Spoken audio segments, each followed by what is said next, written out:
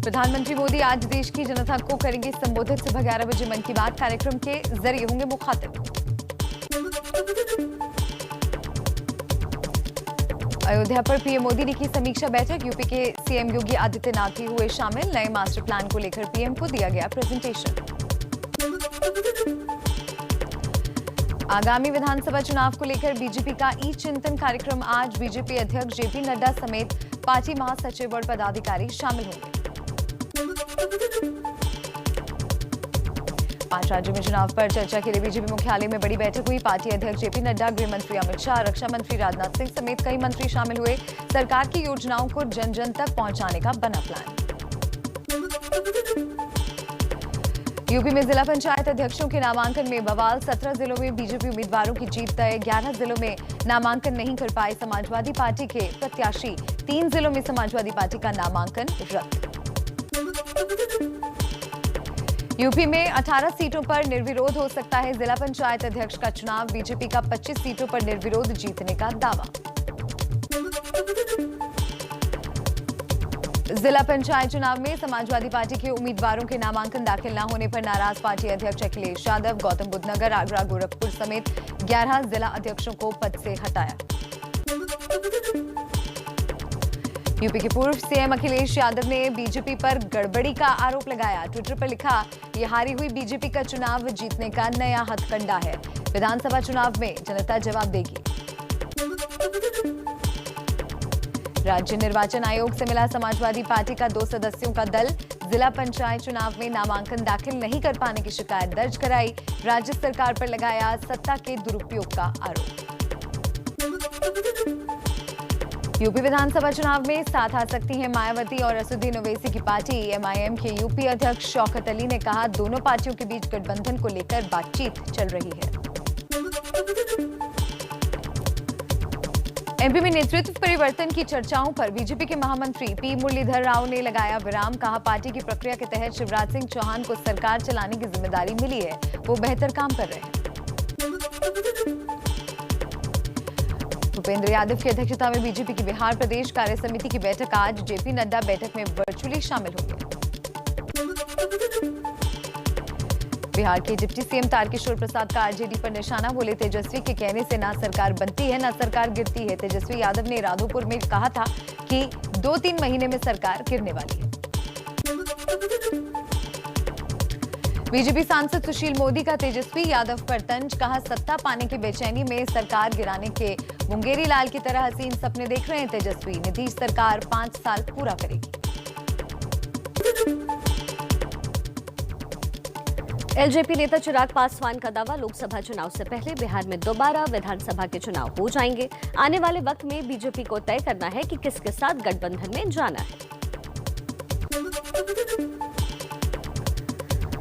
Assam BJP को मिला नया अध्यक्ष। राष्ट्रीय अध्यक्ष जेपी नड्डा ने भावेश कलिता को असम और शारदा देवी को मणिपुर बीजेपी का अध्यक्ष नियुक्त किया।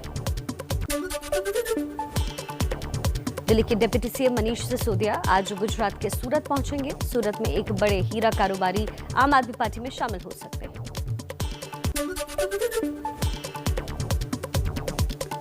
जम्मू कश्मीर के नेताओं के साथ पीएम मोदी की बैठक के बाद केंद्र सरकार ने लद्दाख की पार्टियों को भेजा न्योता। 1 जुलाई को दिल्ली में होगी बड़ी बैठक। नेशनल कॉन्फ्रेंस के नेता उमर अब्दुल्ला ने केंद्र सरकार से कहा, चुनाव कराना है तो पहले जम्मू कश्मीर को राज्य का दर्जा लौटा दीजिए। हमें 370 हटाए जाना कबूल नहीं। जम्मू में कांग्रेस नेता गुलाम अहमद मीर ने पार्टी के वरिष्ठ नेताओं के साथ बैठक की। पीएम के साथ मीटिंग का ब्यौरा दिया और कहा कि धारा 370 हटाने के बाद पहली बार दिल्ली और जम्मू कश्मीर के बीच की दूरी कम हुई। धारा 370 की बहाली की मांग करने वाले नेताओं पर रविंद्र रैना का तीखा हमला। पूरे जम्मू कश्मीर में दोबारा इस धारा को लागू करना असंभव है। तेलंगाना कांग्रेस में बड़ा बदलाव। पार्टी के पूर्व क्रिकेटर अजहरुद्दीन तेलंगाना कांग्रेस के कार्यकारी अध्यक्ष बनाया गया है। सांसद रेवंत रेड्डी अध्यक्ष बने। 2015 के कोटकपुरा गोलीकांड में सुखबीर बादल से एसआईटी ने की है पूछताछ। वारदात के वक्त पंजाब के डिप्टी सीएम और गृह मंत्री थे सुखबीर बादल। प्रकाश सिंह बादल से पहले ही पूछताछ हो चुकी है। सुखबीर बादल से एसआईटी की पूछताछ पर अकाली दल ने कैप्टन अमरिंदर सिंह पर साधा निशाना। कहा, विधानसभा चुनाव के लिए कांग्रेस एसआईटी जांच की साजिश कर रही है। आपसी कलह से लोगों का ध्यान भटकाने के लिए एसआईटी का सहारा ले रही है। पीएम मोदी ने टीकाकरण की गति पर संतुष्टि जताई है। दिसंबर तक पूरे देश को टीका लगाने का लक्ष्य दिया गया। सूत्रों के मुताबिक अफसरों ने कहा, दिसंबर के पहले ही पूरा हो जाएगा लक्ष्य। समीक्षा बैठक में पीएम मोदी ने कहा, 6 दिनों में 3,77,00,000 वैक्सीन की डोजेस लग चुकी है, जो सऊदी अरब, मलेशिया, कनाडा की आबादी से भी ज्यादा है। कहा, कोरोना टेस्टिंग भी कम नहीं होनी चाहिए। देश में 12 से 18 साल के लोगों के लिए भी जल्द उपलब्ध होगी कोरोना की वैक्सीन। 31 दिसंबर तक सभी वयस्कों का हो जाएगा टीकाकरण। केंद्र सरकार ने सुप्रीम कोर्ट को दी जानकारी। देश में एक दिन में 61 लाख से ज्यादा लोगों को कोरोना वैक्सीन लगाई गई है। अब तक 31,50,00,000 से ज्यादा टीके की डोजेस लगी।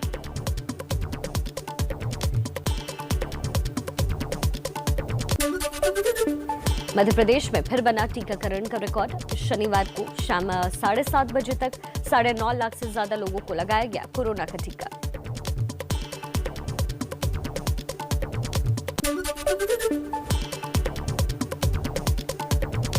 दिल्ली में कल से शुरू होगा अनलॉक 5। जिम और योगा संस्थानों को 50% क्षमता के साथ खोलने की इजाजत मिली है। मैरिज और बैंक्वेट हॉल में शादी समारोह में 50 लोग शामिल हो सकेंगे। स्कूल कॉलेज फिलहाल बंद रहेंगे। मध्य प्रदेश में कोरोना से राहत के बाद वीकेंड कर्फ्यू खत्म किया गया, लेकिन राज्य में नाइट कर्फ्यू अब भी जारी रहेगा। राजस्थान में अब शाम 7 बजे तक खुल सकेंगी दुकानें। क्लब और आउटडोर खेलों की वो अनुमति मिल चुकी है। धार्मिक स्थल सुबह 5 बजे से शाम 4 बजे तक खुल सकेंगे। आईसीएमआर की ताजा स्टडी में राहत की खबर है। रिसर्च के मुताबिक देश में अगर तीसरी लहर आती भी है तो वो दूसरी लहर जितनी खतरनाक और गंभीर नहीं होगी। देश में डेल्टा प्लस वेरिएंट के 51 मामले सामने आए हैं। आईसीएमआर के पूर्व वैज्ञानिक रमन गांगखेड़कर बोले, डेल्टा प्लस को वेरिएंट ऑफ कंसर्न के रूप में देखें।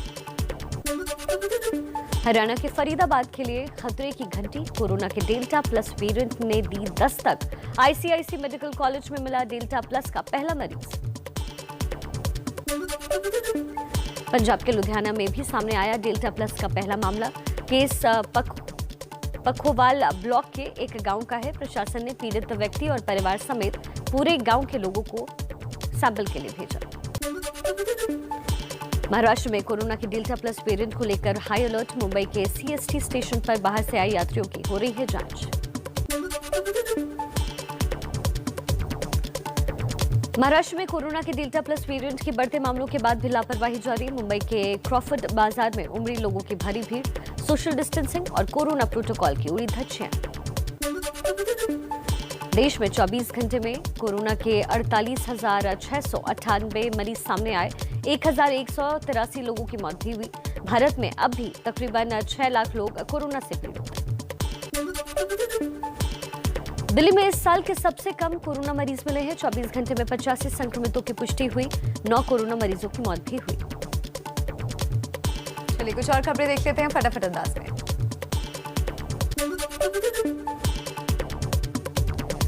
पश्चिम बंगाल में नेता प्रतिपक्ष शुभेंदु अधिकारी ने केंद्रीय स्वास्थ्य मंत्रालय को लिखी चिट्ठी। फर्जी टीकाकरण शिविर मामले की जांच केंद्रीय एजेंसियों से कराने की मांग की।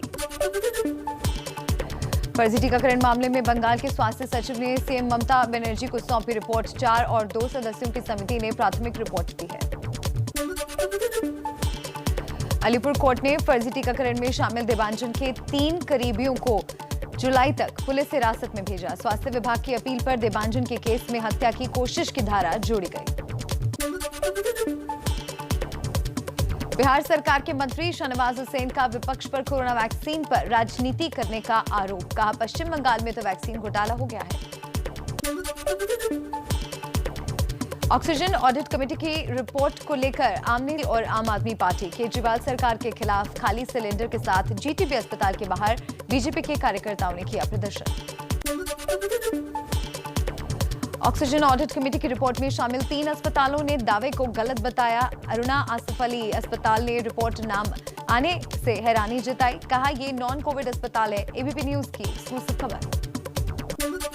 दिल्ली में ऑक्सीजन विवाद पर एम्स के डायरेक्टर रणदीप गुलेरिया का बयान, बोले बेवजह का विवाद पैदा किया गया, अभी फाइनल रिपोर्ट का इंतजार करना होगा। हरियाणा के गृह मंत्री अनिल विज ने साधा निशाना, कहा केजरीवाल सरकार के जरूरत से ज्यादा ऑक्सीजन लेने से दूसरे राज्यों में असर पड़ा, रोगियों की मौत हुई, केजरीवाल और उनके सहयोगियों पर हत्या का केस दर्ज होना चाहिए। दिल्ली, पंजाब, हरियाणा समेत कई राज्यों में किसानों का बड़ा प्रदर्शन, हरियाणा के पंचकुला ने तोड़े बैरिकेड, कृषि कानून के खिलाफ देश भर में राज्यपालों को सौंपा ज्ञापन। हरियाणा के पानीपत में डिप्टी सीएम दुष्यंत चौटाला का विरोध, किसानों ने रास्ता रोकने की कोशिश की, पुलिस के दखल के बाद पहुंचे इमरान। राष्ट्रपति रामनाथ कोविंद के कानपुर दौरे का आज तीसरा दिन, राष्ट्रपति कानपुर में पैतृक गांव परौंख का दौरा करेंगे। चीन से तनातनी के बीच रक्षा मंत्री राजनाथ सिंह का आज से 3 दिन का लेह लद्दाख दौरा, एलएसी पर आर्मी और एयरफोर्स की तैयारियों का जायजा लेंगे, बीआरओ की सड़क और ब्रिज का उद्घाटन भी करेंगे। महाराष्ट्र के पूर्व गृह मंत्री अनिल देशमुख ईडी के सामने पेश नहीं हुए, ईडी ने 29 जून को पेश होने के लिए फिर नोटिस भेजा, 100 करोड़ रुपए के वसूली कांड की जांच कर रही है ईडी। पीएमएलए कोर्ट ने अनिल देशमुख के पीए कुंदन शिंदे और पीए संजीव पलांडे को 1 जुलाई तक ईडी की रिमांड पर भेजा, मनी लॉन्ड्रिंग केस में ईडी ने गिरफ्तार किया है।